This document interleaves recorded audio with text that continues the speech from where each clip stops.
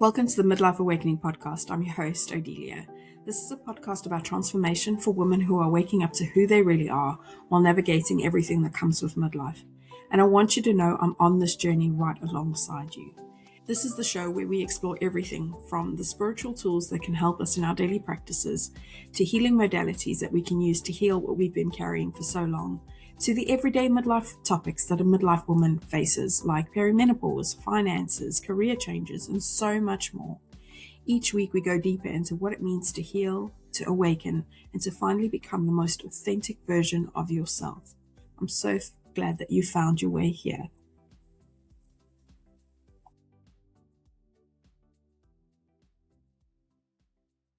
Welcome back to the Midlife Awakening with Odelia. This is a podcast about transformation for women who are waking up to who they really are while navigating everything that comes with midlife.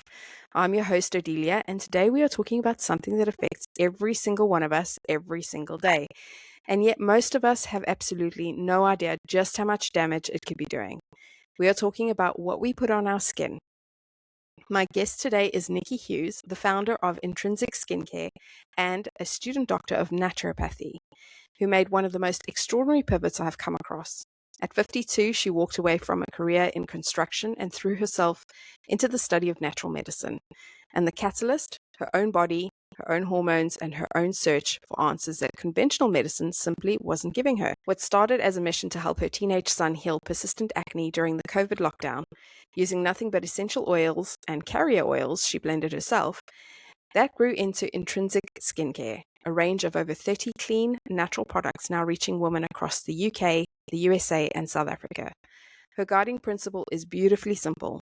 Every product must be 100% harmless, gentle, and deliver real results, because skincare should heal, not harm. Today, we are going to get into the science of what is actually lurking in our everyday beauty products, what it's doing to our hormones, especially in perimenopause and menopause, and what we can do right now to take back control. This is such an important conversation, and I'm so glad that Nikki is here to have it. So welcome to the show, Nikki. Thank you. I'm very excited to be here. Yes, and skincare is such an important topic, so I thought we have to do this on the show. So let's start right at the beginning, because your story is not a conventional one. You were No. working in construction, you hit your 50s, and something shifted. And that to me sounds like a typical midlife awakening. So take us back to that period. What was going on with your health and your body? And what made you think I need to find a different way? So it probably was triggered during COVID itself. Mhm. As you've mentioned, my son had cystic acne, which meant he had massive pustules all over his face. And wearing a mask, of course, exacerbated that. And you couldn't get a doctor's appointment during COVID for love nor money. And I eventually was able to get a telephone appointment, not with him and not a video call. It was a telephone call with a Wow. GP who then prescribed him 6 months worth of antibiotics. Now, we all know that acne is essentially hormonal and bacterial. So 6 months course of antibiotics wasn't going to help. And he took them for about a month, 2 months, I think it was. And eventually I said to him, just enough. This is not going to solve the problem. And we were at our wits' end. And by the end of lockdown, he had now had this really chronic acne for a solid 3 years. And the acne had started to clear, but what was left was really, really chronic scarring. You know, that horrible pitting where your whole face is literally just pox, deep pock marks. And I just felt so desperate for him. He was at the time 16, 17 years old, very conscious of it. So when the masks all came off, he was left with this red, scarred face. He had braces and he was so self-conscious. And I just thought, there's got to be more than this. Mhm. And that's when I started researching for products that would heal the skin. And obviously, with it being newly scarred, you have a much better window of opportunity.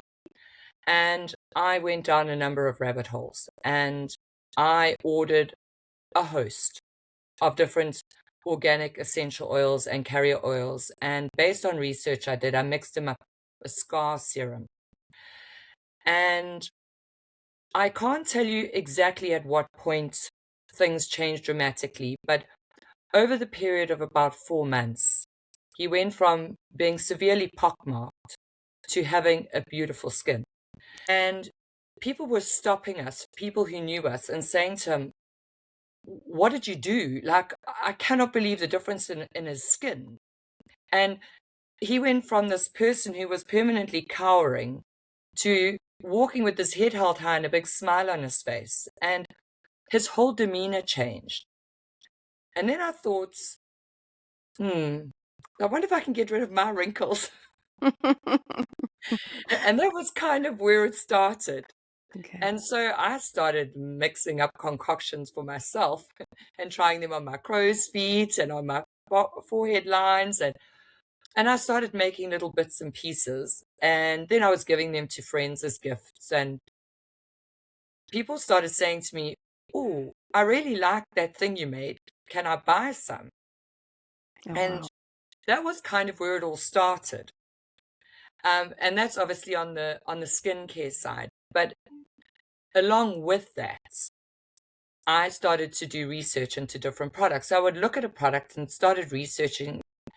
And the more I researched, the more I discovered how many toxins were in these products and how harmful and toxic this stuff was. And that kind of was a catalyst to me going down a number of other rabbit holes.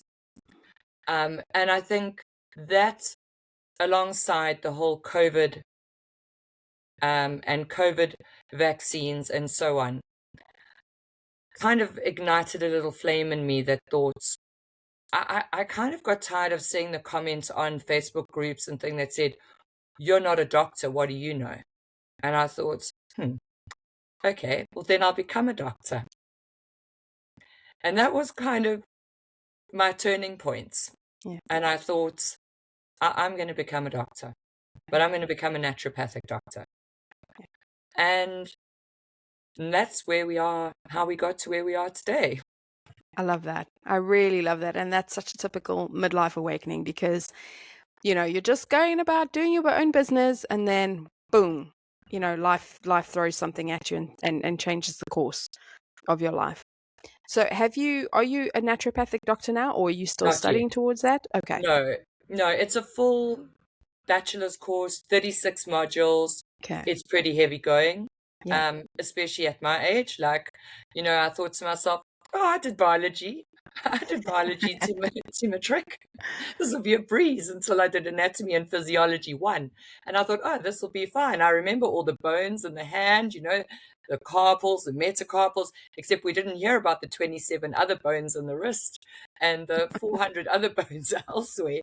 So yeah, that was it was a bit of a shock to the system. Mhm. And I've got anatomy and physiology 2 just around the corner. So yes, it's 36 modules. It's a 6-year course. I am almost finished second year now, going into third, and I've learned an enormous amount that has blown my brain. Yeah. And it kind of ignites me to keep going. Yeah.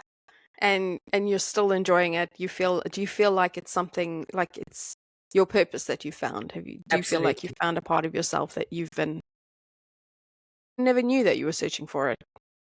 I think it's going to equip me to do what I really want to do, and that is educate and help as many people as I possibly can to take back control of their health. That is my primary goal, is equip people Mm, to take back control, because I think we've all lost control. mm, We've put all our control in the hands of Big Pharma, and really there is a place for medicine. mm. Make no mistake, there is a place for doctors, there's a place for hospitals, but not at the rate they're currently being used. Yeah. We can prevent so much of the illnesses and chronic conditions without going down the Big Pharma route. Yeah. And when you really need a doctor, that's when you make use of it. Yeah. Because when you tell me, like, getting being told to be 6 months on antibiotics, I'm like, my skin is literally standing on end, because antibiotics are not, and not everyone's aware of this. And this is, I don't know if this comes because we are from South Africa, and South Africa is quite common for doctors to prescribe probiotics along with antibiotics. Mm. Coming to the UK, that's not a thing. And a lot of people are not actually aware of how bad it is for the gut, Absolutely. because it kills the good bacteria. It just kills everything, doesn't it? It just annihilates the stomach. Absolutely. It destroys the gut bacteria, and the gut bacteria manage so much of Yeah. how your body functions. So just, I know we're slightly digressing, but 90% of your serotonin and dopamine is manufactured in the gut. Yeah.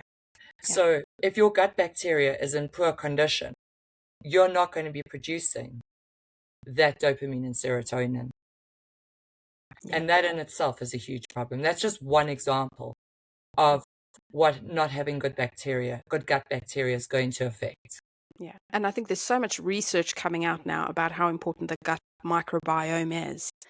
And we need to, like you say, we need to take our health back. We need to, take our power back. And we Correct. need to arm ourselves with this knowledge so that we know when a doctor says to us 6 months on antibiotics, we can say, well, no, I don't think so. Because that just causes other problems, doesn't it? Because it can make you 100%. sick in so many other ways, because all that good bacteria is getting killed.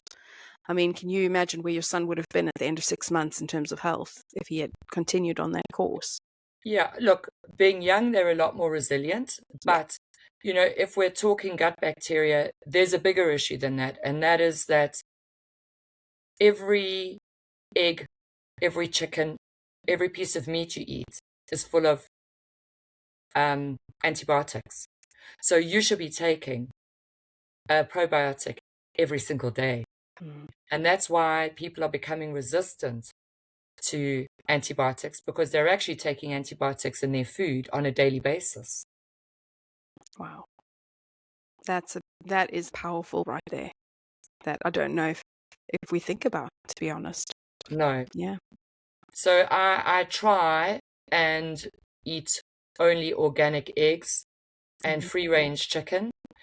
And interestingly, shops like Lidl stock more of those sort of things than a lot of the conventional shops, and at a fraction of the price. So, just shop around. You can get organic without having to take out a second mortgage. Yeah. It is accessible if you just look around. Yeah. Absolutely. So here you are, you've just turned something that began as a mother's desperation into a product that works, and you've started formulating some more for yourself and friends and family, and simultaneously you enrolled to study in to become a naturopathic doctor at 52. Alongside that, you're launching the skincare range. So what does your day look like, and where does this drive come from? So my days are very crazy. I spend a lot of my day doing research and development, and I spend another big percentage of my day working on marketing, which I put my hand up. That is not my forte, and it's something I really need to outsource. Um, and I try and allocate a certain amount of my week to studies. And then the rest of my time is spent doing research. I spend probably, I would say I spend 3 to 4 hours a day, 7 days a week doing research. And I am determined to develop a skincare range that has the results that the clinical chemical products have without any of the harmful effects. That is my passion and my driver. And also, I am determined to get rid of my own wrinkles, if I have to be completely honest. I like that. I think a lot of us can resonate with that, to be honest, especially this side of 40. Definitely. So, talking about all the research that you do, let's get into the science a bit. So, because I think that's where people's eyes will genuinely open. So, what is actually in conventional skincare that we should be worried about, and what are the worst offenders? Okay, So there's a whole host of offenders, and I'm going to give you a very simple way to think about it. So if I was to give you a glass of petrol, would you drink it? No way. Okay. So why would you put it on your skin? Because what you put on your skin goes into your bloodstream. So if you think about it like that, whatever you're putting on your skin is going into your blood. So if you wouldn't drink it or eat it, don't apply it. Okay, I like that. So that's your starting point. The biggest offenders, and this is in my opinion, the biggest offenders are the endocrine disruptors. And we have all these supposed bodies that manage skincare and regulate things, yet there are so many loopholes, it's frightening.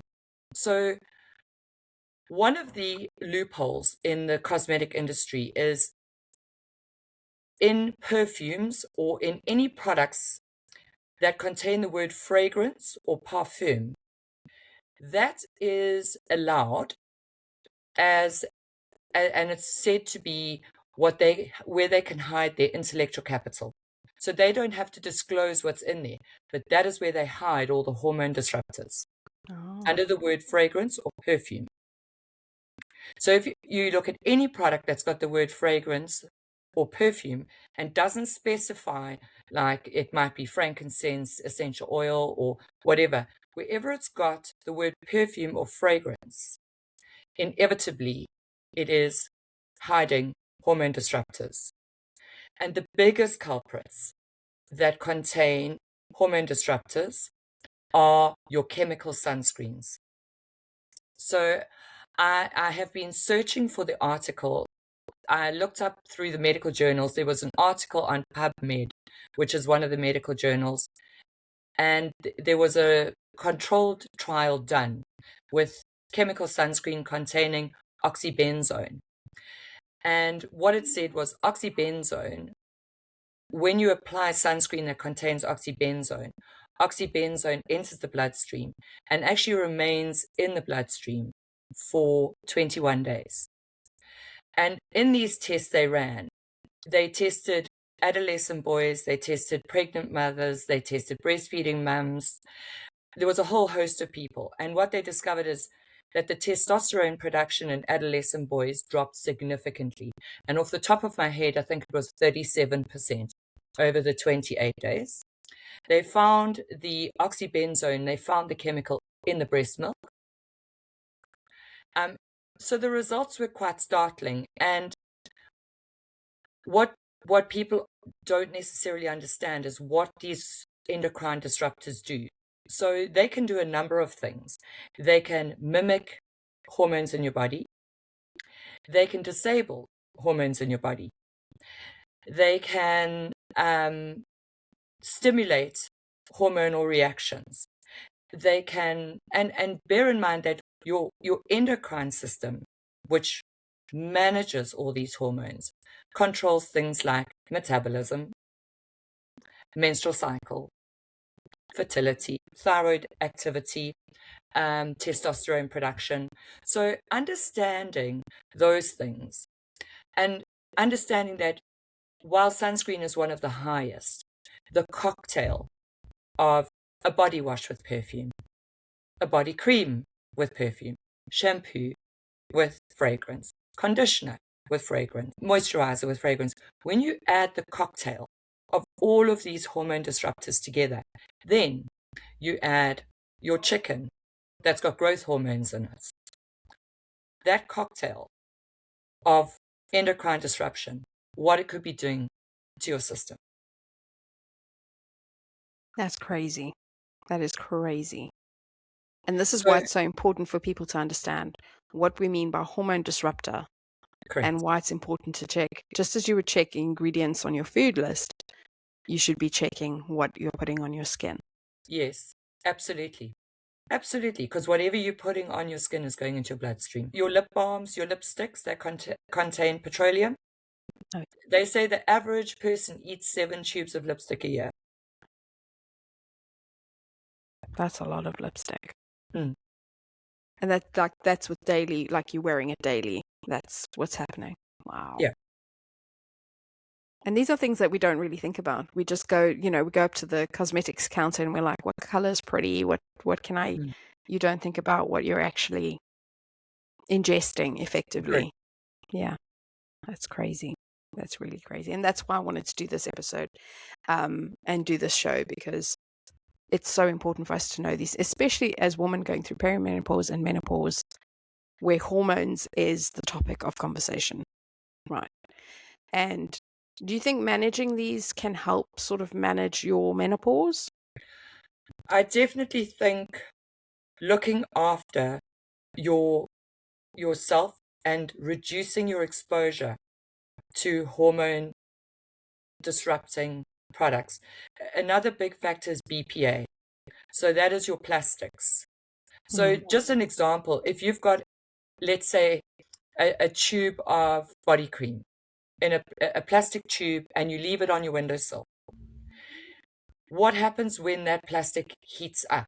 Depending on the type of plastic it is, it then leaches chemicals into your product. The same with your water bottles left in the sun. They leach chemicals into your water. So your aim should be to reduce as many hormone disruptors or endocrine disruptors into your diet as possible, because some of them mimic estrogen. Some of them inhibit estrogen. So you're messing up your whole hormone distribution within your system. And one of the things you really want to try and do when you get to perimenopause and menopause is get your hormones as stable as possible, because your estrogen is already on the decline. So having something that may interfere with that is not going to be beneficial to you. Yeah. We want to clean that all up. Absolutely. Yeah. And would like, just thinking about like plastics heating up, what about like warming your food up in the microwave? That could be a big one, right? In plastic, yes. Yeah. If you use plastic, like I know Absolutely. a couple of years ago, my mom had read something about that. And ever since then, she would freak out if if you heated up food on a plastic dish or whatever in the microwave. She would, and it's so ingrained in me that now when I see other people doing it, I'm like uncomfortable in telling them you shouldn't be doing that. Yeah, I mean, I've got to the point where I don't use a microwave at all. Yeah, I don't have one. I don't have So, one anymore. I mean, that's another conversation. But yeah, and understand that there are different plastics. There are BPA-free plastics, but and it's for that reason that I choose to do none of my products in plastic. Other than if it's absolutely, completely, and utterly unavoidable. Yeah. But I would say of my 30 products, 28 are in glass or metal. Yeah. Love that. Love that. And you managed your own menopausal hormone issues and weight gain through natural medicine and through clean skincare. So, what specifically did you do and what changed? Tell us about Well, that. to start with, I blew up like a balloon. Okay. So my journey wasn't as beautiful as it may sound. It started out, I think, like 90% of people. Just all of a sudden, I never changed what I was eating, but all of a sudden I just got larger and larger and larger and larger. So in desperation, I rushed off to the GP and was prescribed HRT. And I used to get home from work and sit on the sofa at 7 o'clock and my eyes would be drooping. And I was like, what is wrong with me? I have no energy. I am lethargic.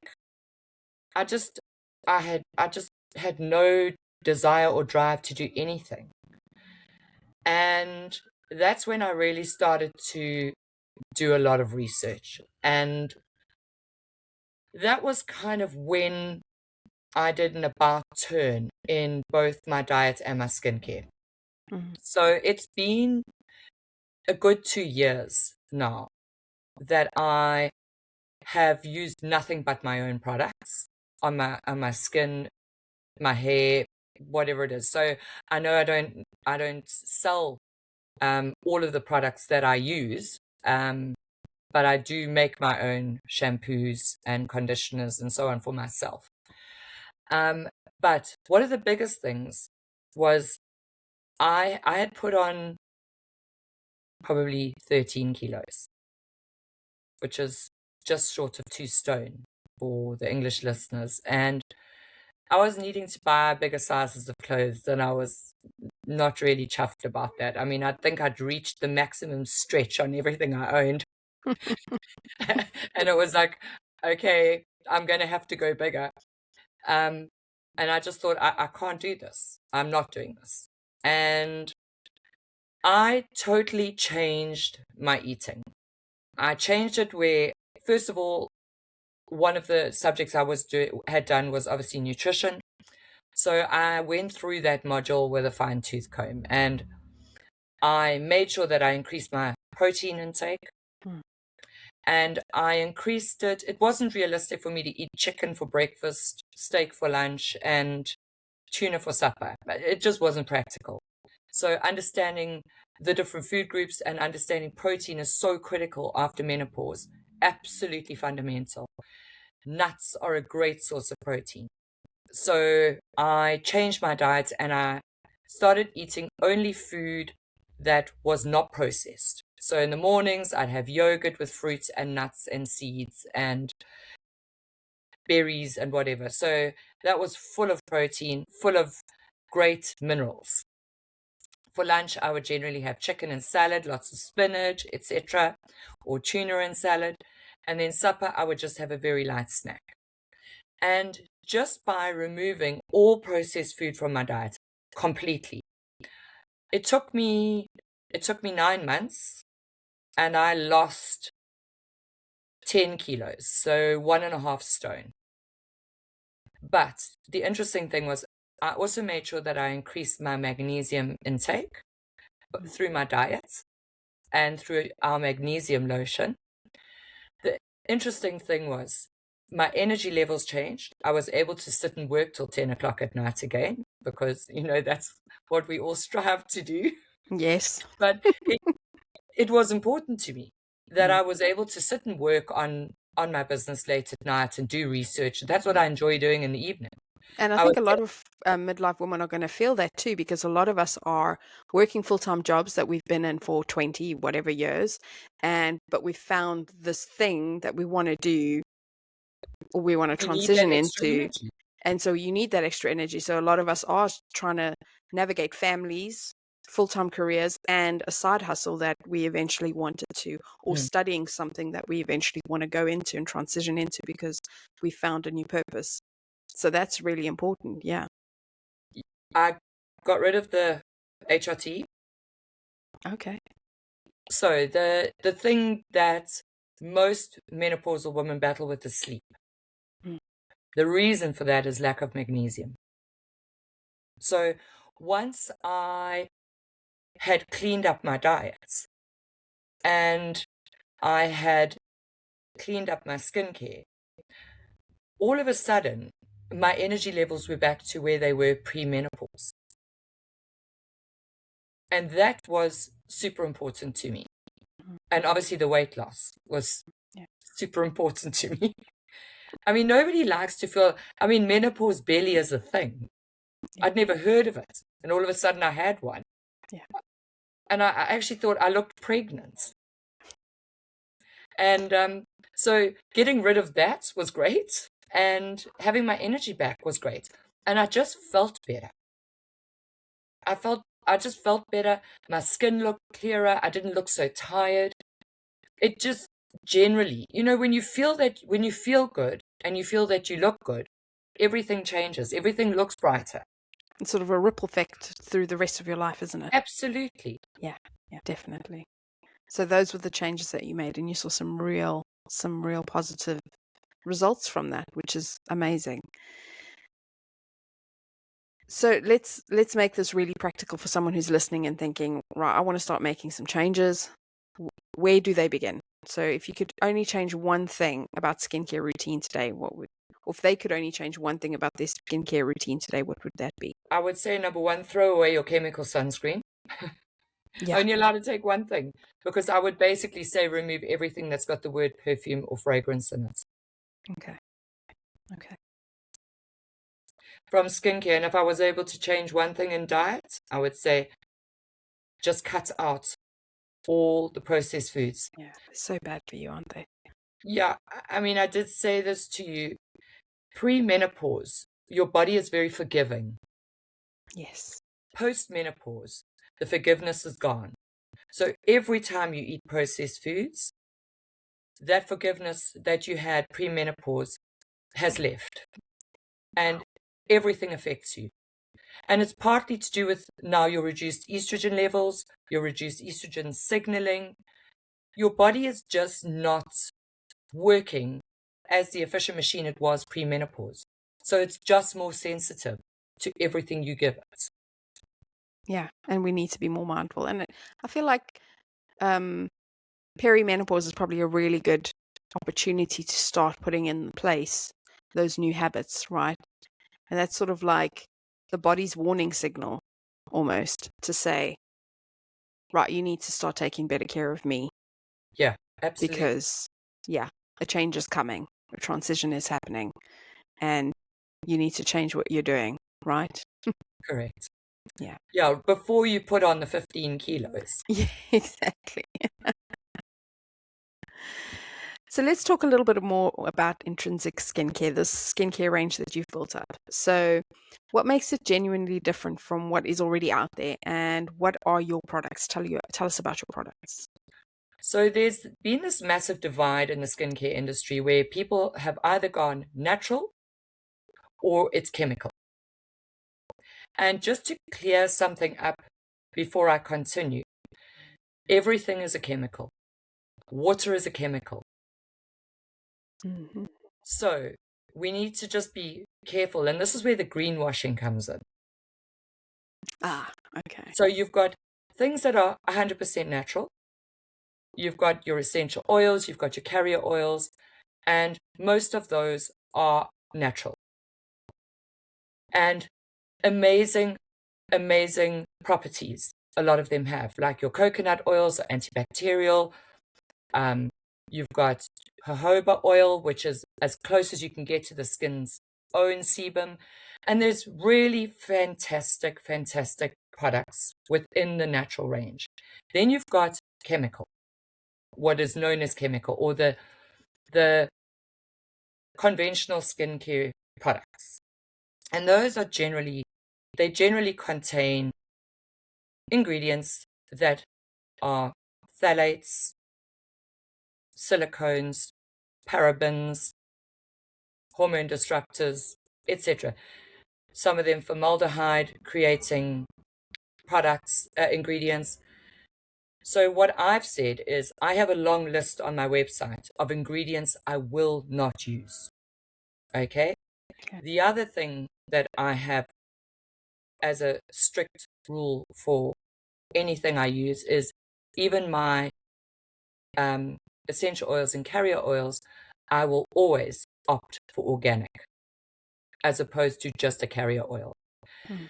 But what I have gone one step further with, I'm added to my latest range, actives. So while carrier oils and essential oils have amazing properties, you're not going to get the results, the vitamin C signaling or the collagen building without adding actives.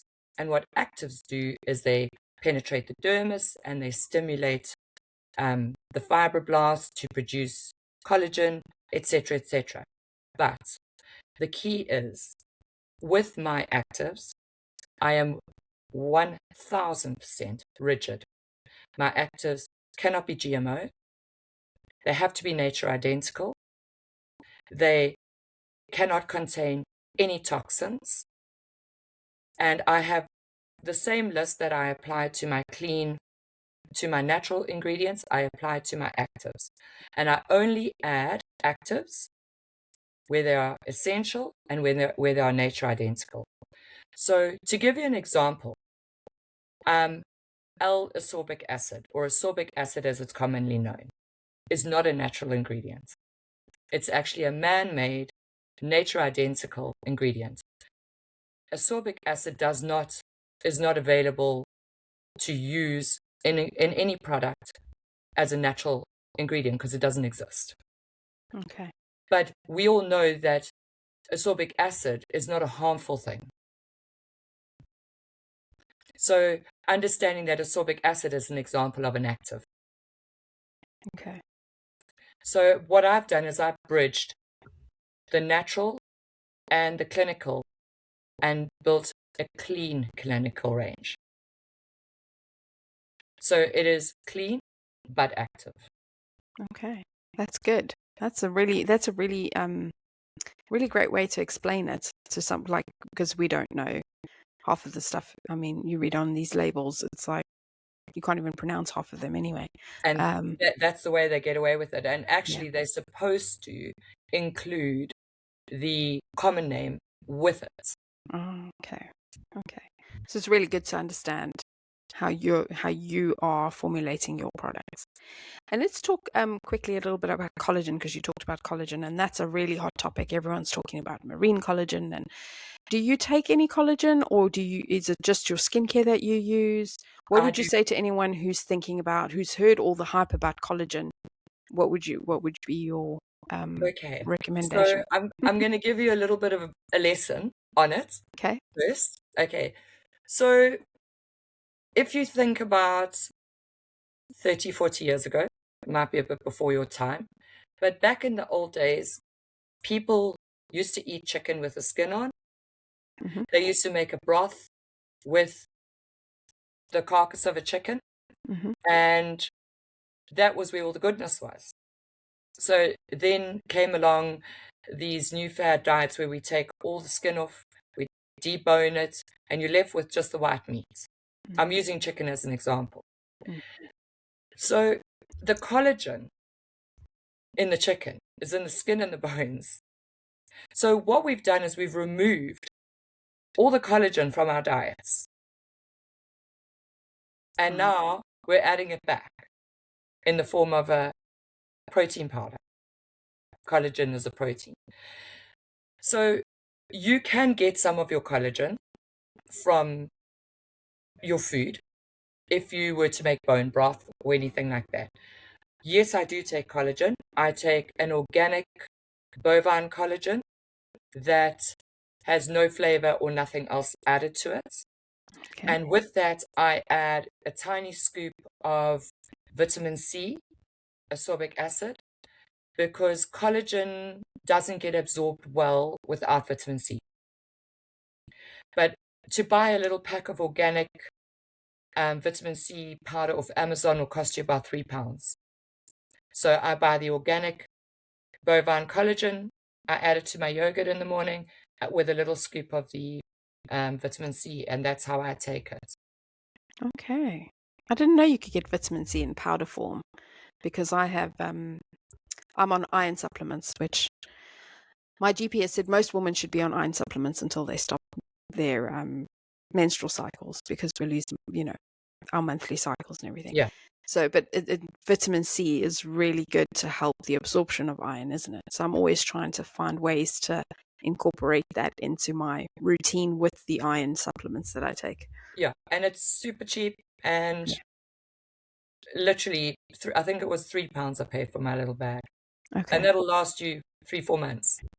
Okay. Okay. So that's really good. That's really good to understand that the collagen combined with the vitamin C, that's an important Yeah. piece, because I don't think I've ever heard that piece before. So Okay. some of these collagens sell it with vitamin C in it, but a lot of them are overhyped. There's so many other ingredients that are completely unnecessary. You just need hydrolyzed collagen. So you need it in the smallest possible particle size, because that's the most absorbable within the digestive system, and you need vitamin C to help it be absorbed. That's some great advice. I'm going to take that away, definitely. Thank you for that. So you also help people with health issues, not just skincare. So Correct. thyroid problems, muscle aches, sleep, acne, scarring, which you helped your son with, of course, Mhm. How much of what your clients are dealing with do you think is connected to what they're absorbing through their skin and through their food? I think it's a combination. Diet's going to be the biggest contributor to their overall health, but products that you put on your skin are going to contribute to things such as hormone management, hormone maintenance. So they do go hand in hand, but you want to avoid the disruption. Mm. And you want to avoid the toxins. You don't want to add formaldehyde releasing products onto your skin, which create cancer causing cells in the body. So your diet is going to be your first trigger to your overall health. But definitely what you put on your skin is going to be a contributing factor. And you talk about cancer causing, and I'm just thinking now, it also affects, like, if you have autoimmune disease, isn't it? Because autoimmune disease is inflammation in the body. And when you're exposing yourself to toxins, that makes it worse, doesn't it? Absolutely. Yeah. So if you have an And autoimmune disease, it's quite important for you to be very careful. yeah, and I think they throw around the word autoimmune disease a lot nowadays. Mm-hmm. You know, there's a massive percentage of people that seem to have autoimmune diseases. And, there should be a big question mark as to, number one, why? Mm. And number two, why this big drive? Why this big thing for autoimmune diseases? So, I mean, if you want, I can tell you a story about an autoimmune disease in a client I Yeah. have. So Hashimoto's is considered an autoimmune disease, and that's an underactive thyroid. So a client slash friend contacted me, and she was telling me that she's been diagnosed with Hashimoto's and that the GP had said to her she needs to go on thyroxine or she'll lose her thyroid. And I said to her, please don't do it. And please note, I would like to say, number one, I have full permission to tell the story. And number two, if you are under the care of a doctor, please do not take this as gospel and that I'm giving you instruction to do this. I'm just telling a story of what happened to a friend. So anyway, the doctor said to her she needs to go on thyroxine, gave her the script, and off she went. And I said to her, please don't do it. You need to eat 2 to 3 Brazil nuts a day. And she didn't listen. And she went back to the doctor 3 months later. And the doctor said to her, literally, if you don't go on these meds, you will lose your thyroid. You need to go on them. And I was going to visit her at the time, and I packed 2 bags of Brazil nuts, and I got to her house and I popped them on her kitchen island. And I said to her, now you have no excuse. 2 to 3 a day.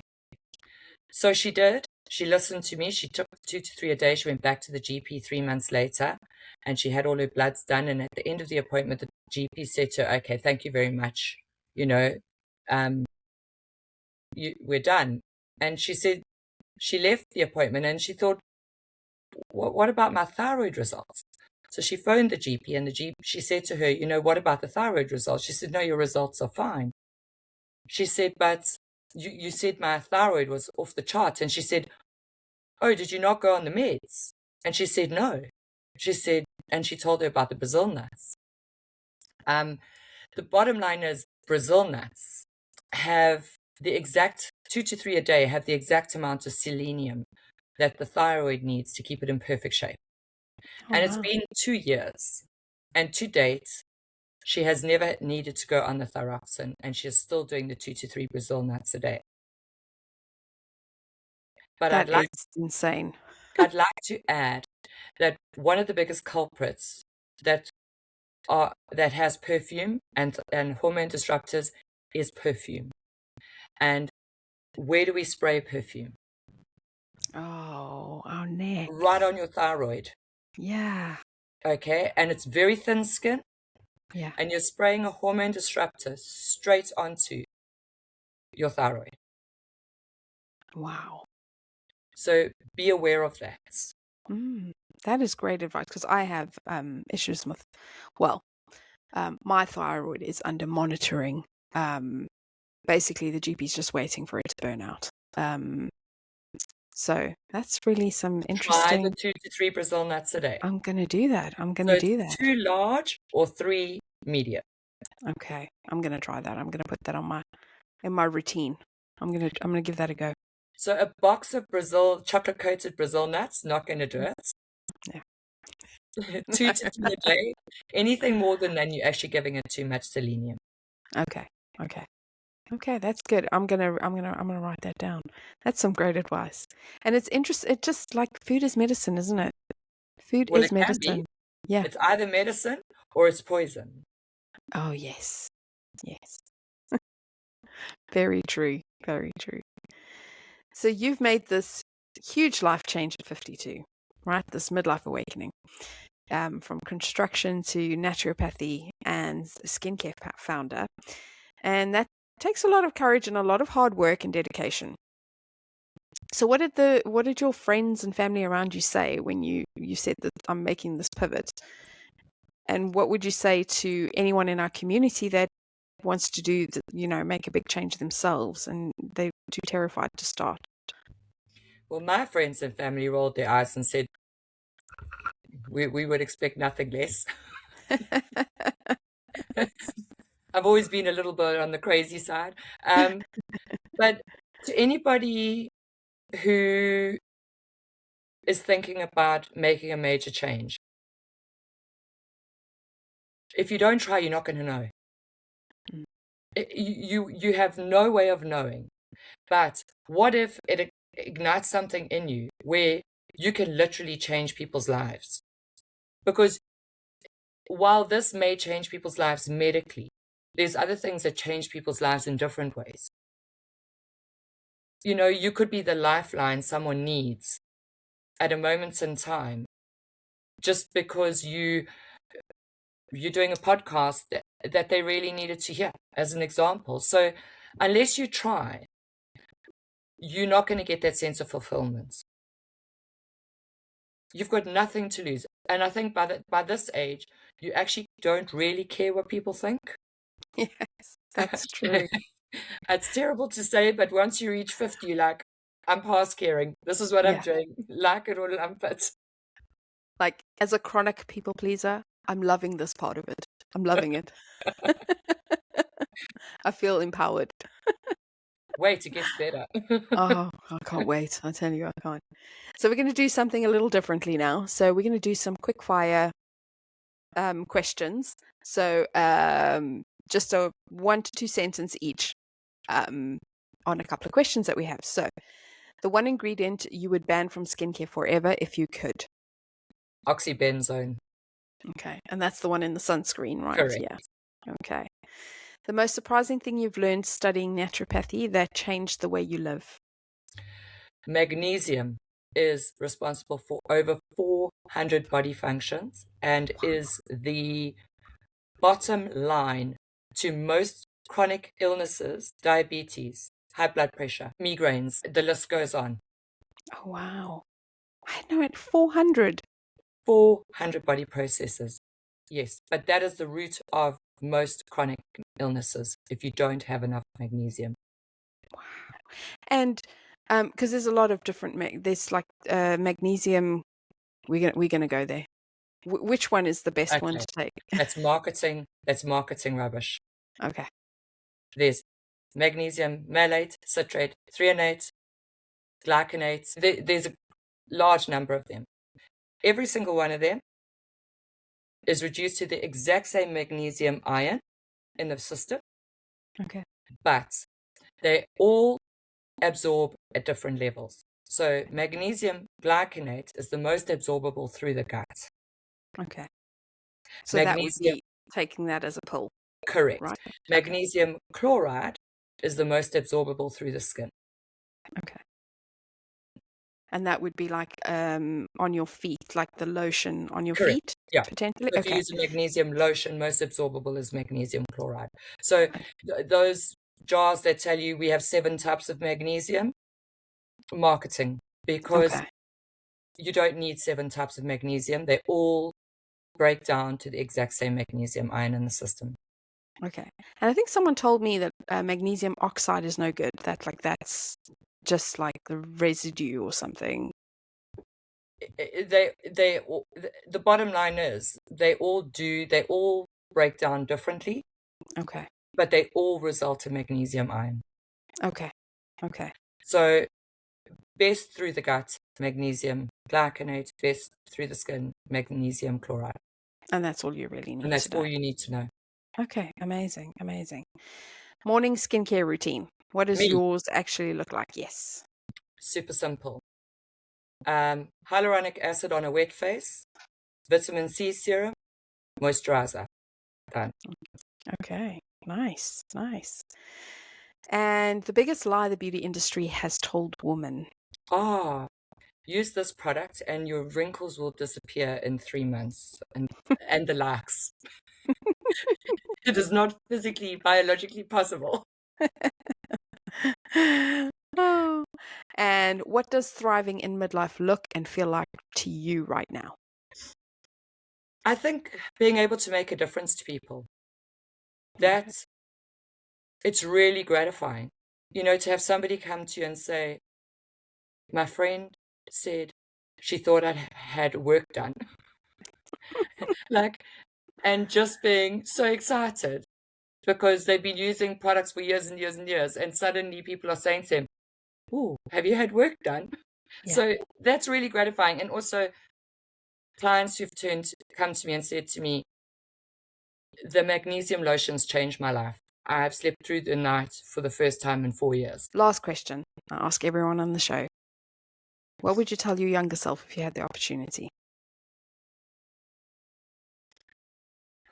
I would probably say take more risks, believe in yourself, because I think you get to this stage in life and you've got less to lose because you're kind of running out of runway. But, you know, I think we don't believe in ourselves enough. Mm. Oh. Yes, as women, we don't. And we're raised not to, right? We're raised not to. That's powerful. I love that. I love that. Nikki, thank you so much. I cannot tell you how much I've enjoyed this conversation. And there's so many things that I'm taking away from this, honestly, that I'm going to go and implement into my everyday life. The connection between what we put on our skin and how we feel hormonally, energetically, and in our bodies, it's something I think so many of us have just never been taught. And that needs to change. And that's why I'm so glad that we got to have this conversation and share this information with everyone. If this episode has opened your eyes, and I genuinely believe that it will, please share it, send it to a friend, post it in a group, tell your sister. This is the kind of information that changes lives, and the more women who hear it, the better. Nikki, where can people find you if they want to get hold of your products or reach out to you? Do you have any offers that you want to share with the listeners? So I obviously am on Instagram and Facebook, and my email address is on our website. So I have a completely open door policy. If you want to know anything, if you want to get hold of me, if you want to ask questions, drop me an email. I'm very responsive and I love it. You know, I love somebody coming to me and saying to me, you know, I don't know what to do. The biggest thing for me is I think everybody, including me, before I got involved in this, I'd go to the shop, I'd stand in front of all these products and think, I have absolutely no idea what I should use. Oh, that one looks good. And you just buy products for the sake of it. Yeah. And actually, it's a waste of money half the time. Yeah. So if people want to know what they should be using, what they shouldn't be using, what's a waste, what's good, drop me an email. And write a comment on Facebook, write a comment on Instagram, and I'll respond. I have just launched our new website. If you go onto my Facebook page, there is a post there. So any purchases off the website, you can use the code for the website. I think it's new site 10. We'll give you 10% off anything on our shop except for the items that are currently on promotion. But yeah, the offer is available until the end of June. And yeah, new site 10, I think the link is, the code is. But yeah, it's, if you go into either our Instagram page or our Facebook page, you'll see the post there, and you're welcome to browse and use the discount code. Amazing. And I'll put all the links in the show notes if you guys want to head to Nikki's website, which is www.intrinsicshop.co.uk. On Instagram, she is at Intrinsic Skincare UK, and Facebook, Intrinsic Skincare UK. And she also has a YouTube channel, Intrinsic Skincare. So all those links are in the show notes. You guys know where to go.